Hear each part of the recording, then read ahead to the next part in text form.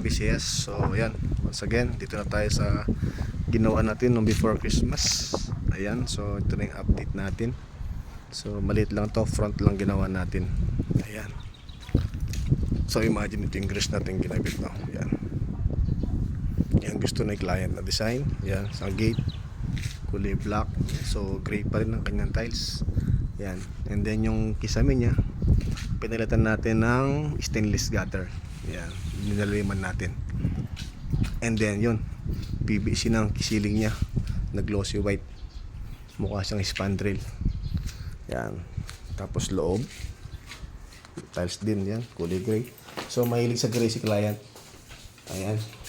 So ito, nagkulang natin tiles lang. Tatiles natin to. So naka-order na tayo. Medyo delay lang ang deliver ng tiles. Ayan. So malit lang ito. So ayan. Yan lang po ang ating update dito sa Liberisa. So kapit-bahay lang natin to. Yan. Ito lang po yung pinapagawa din. After nito, saka tayo papasok sa loob, magre-renovate tayo. So ayan. Ito yung kanyang design na grills. From maliit, palaki ng palaki. Yan. Opposite naman sa kabila. Ayan. Sa taas kanyang palaki. Ang palit niya pa, ang taas niya maliit, pababa, palaki. So ayan. Ito yung kanyang gate. Ayan, double.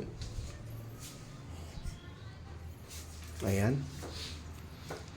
Ang daming trabaho, masalimuot to. So yun lang po ang ating update dito sa Liberisa, sa Tayabas, Quezon Province. So yan, thank you po.